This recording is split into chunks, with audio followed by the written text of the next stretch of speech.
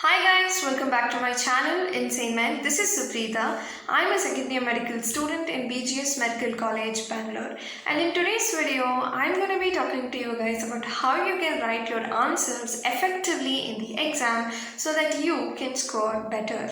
Now I'm sure that most of you must already be doing all the things that I'm talking about. But if there is something extra and that's useful to you guys, then it's a good thing, right? So let's begin. But before I begin, I just want to let you guys know that I'm not a teacher or an expert or any sort of thing in this field. I am just a student who's trying to share how I write my answers so that if it's helpful to anybody, then that's well and good. Tip number 1, structure your answers well. Now this is very important. Whenever I'm writing an answer in any subject for that matter, I always tend to follow a particular structure or an order. So instead of just me telling you guys gibberish, I'll just show you guys an answer that I have written. This is my forensic answer paper that I wrote very recently. So I'll just take this as an example and start. Okay. So basically the question was, write about hanging.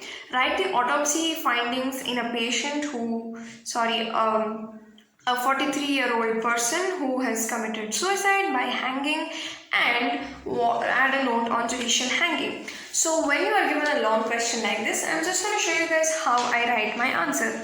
So whatever the question is, I always start with a definition. So the first thing I have written is sort of a definition. See, basically there is not an actual definition for hanging, so I've just given a little bit of introduction about hanging by saying that hanging results from constriction of neck as a result of suspension of the body by a ligature, where the constricting force is the weight of the body or a part of the body. So basically what I do is, for every answer you need to start with a definition or at least an introduction about whatever they have given, even if they have not asked it in the question. Always start with a definition.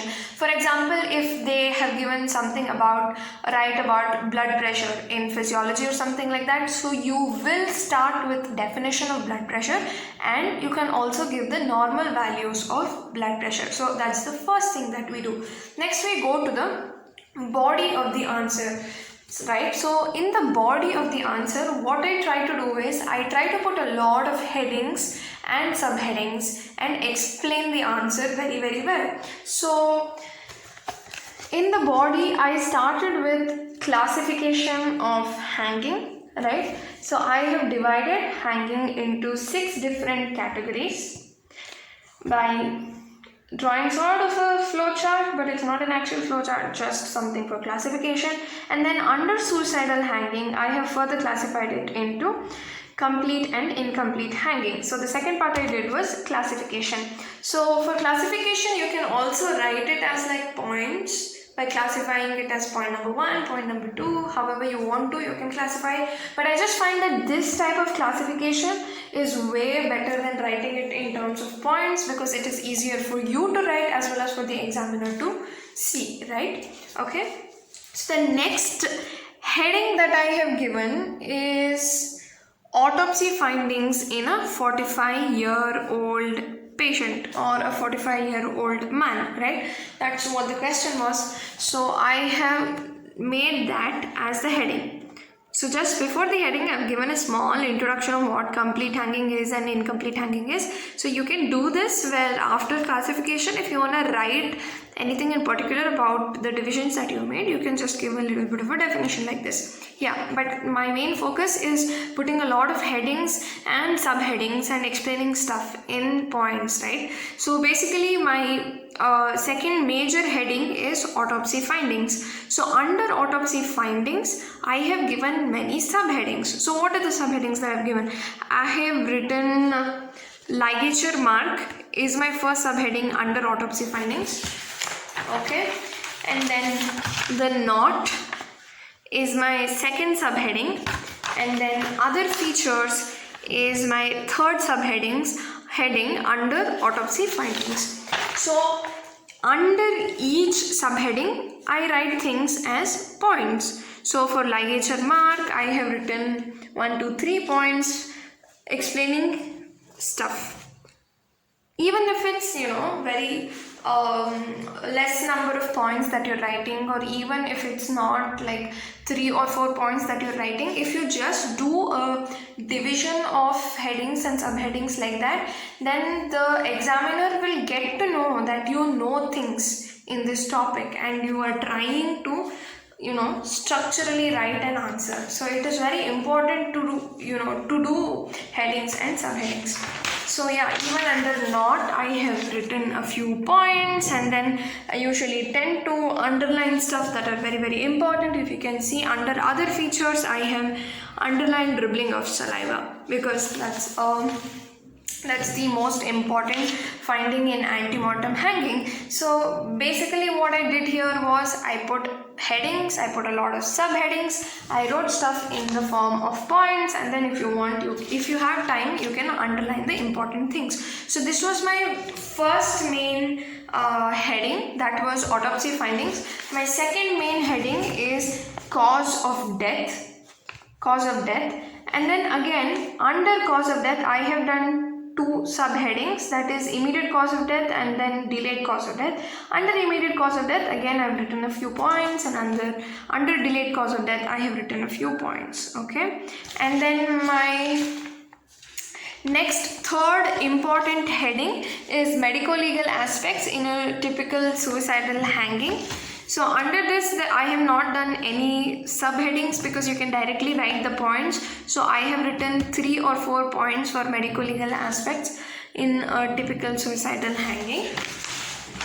And then I have written a short note on judicial hanging. This is my 4th main heading. So a short note on judicial hanging. Here also I have not done any subheadings because you can just directly write them as points. So basically I covered the definition, I classified hanging, and then I wrote about the autopsy findings in a 45-year-old person, and then I wrote the causes of death, and then I wrote medico-legal importance, and then I wrote the note on judicial hanging.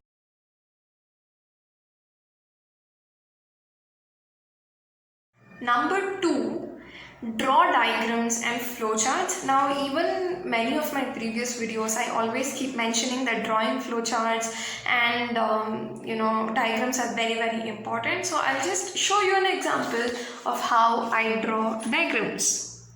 Okay, so why I showed this to you guys is because I wanna specify the point that the diagrams that you're drawing or the flowcharts that you're drawing need not to be very artistic, they need not to be very professional. Okay, look at my diagram, how bad this is. Okay, but just by looking at the diagram you understand the point that I'm trying to make. So basically here what I've written is primary impact from behind, that is when a car comes and hits you, what is going to be the primary impact on your body. So it's going to be your buttocks and your knees. So I have tried to show that through the simple diagram.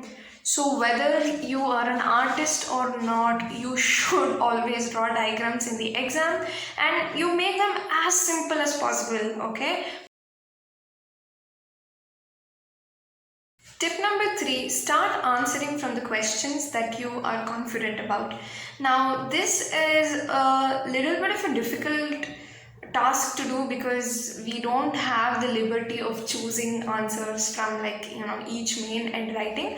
But what I'm trying to tell you guys is that when you first start writing your answers, make sure that you choose a main where you are confident about the questions that have been given.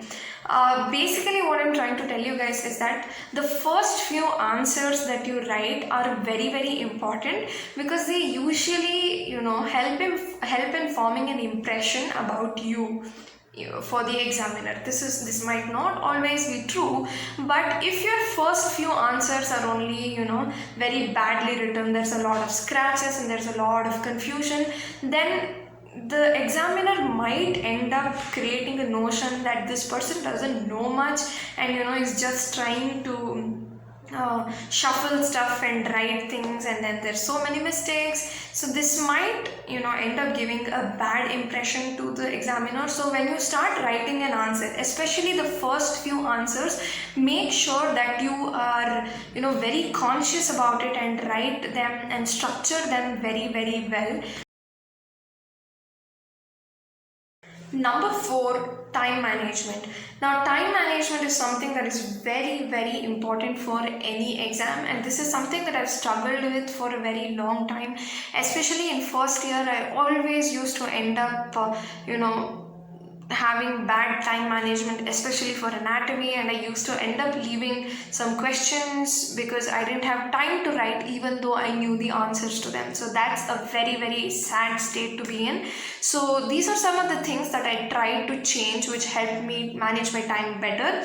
And the first thing was choosing the right main to start answering from. Now what I mean by that is basically when you're given a question paper, most of the times, as I know, MBBS papers usually have 2 long essays, that is either for 10 marks or 15 marks, and then there's going to be 10 short essays which is going to be for 5 marks, and then there's going to be 10 short answers which is going to be for 3 marks. Now what I usually used to do was start with writing long essays, that is the 10 markers. I used to start writing the 10 markers, and then I used to end up wasting almost 1 to 1.5 an hour writing these answers, which is very, very bad because you should not take more than 40 to 45 minutes for the 2 long answers. Now the problem is that when you're writing a long answer, you try to you try to include everything that you know in the answer because it's a long answer and you want to score more. But the reality is that how much ever you write for a long answer, you will not usually be able to score beyond 7 or 8 marks, right? And wasting 1.5 an hour for just 16 marks, assuming that you get 8 out of 10 in both the answers, wasting 1.5 an hour for just 16 marks is not at all a wise thing to do, because you still have 80 marks worth of things to attempt in the next 1.5 an hour, right? Because there's going to be basically 3 hours to write your paper. So if you're already wasting 1 hour for your long answers, you have attempted only 20 marks, and the other 80 marks is going to be at stake, right? Which is very, very bad. So what I started doing was I started answering the 3 markers first. So I try and finish the 3 mark answers, all the 10 3-mark questions in the first 1 hour, and then I try and finish the 10 5-mark questions in the next 1 hour to 1 hour 15 minutes, and then I give myself only 40 to 45 minutes for the 2 long essays. Now why I give myself only 40 to 45 minutes is because I work very well under pressure. Now if I know that I have only like 20 minutes for each 10 marker, then I will start concising stuff and writing things that are important only, right? Because if there is only 20 minutes, I will try to write only those things that are important, include the important stuff in the answer, and make sure that I attempt both the long answers, right? But if I start writing the long answers initially only, I'm going to think that I have a lot of time, so I will end up wasting a lot of time on those first 2 10 markers. So this is the strategy that I use. I started writing my answers from the 3 markers first, and then write the 5 markers, and then write the 10 markers. So this was the strategy that I used. But you will have to find out why you are losing time. I was losing time because I was wasting time on the 10 markers. You have to find out why you are losing time, or why you are wasting time, and how you can mend them. Okay? Now, since I also told you guys in my last tip that start writing from the answers that you are confident enough, so you should keep that also in mind when you're starting or choosing a main to write your answers from. So keep all of these things in mind. And the one thing that's going to be really, really helpful to you guys for time management is going to be sitting down and solving question papers at least for a week or at least the previous day before the exam, because most of the times we usually don't have practice sitting down for 3 hours and writing things. So when you actually go into the exam hall and you start writing, it's going to be difficult for us to focus for 3 hours, right? So if you have practiced writing for like 1 week or at least a day before the exam where you actually sat down and wrote it like an actual exam, then it's going to be way easier for you to write the next day, and this can also help you in managing your time better. My final tip for today is that give clinical correlations to all your answers. Now this is going to be mainly important for first years, I would say, because in second year basically we all give clinical correlations. Like all the questions that we get are going to be related to some disease or something, and we have to give the signs and symptoms, and clinical correlation will do that. But in first year most of the times we end up forgetting giving clinical correlations, or we don't know at all that you need to give clinical correlation.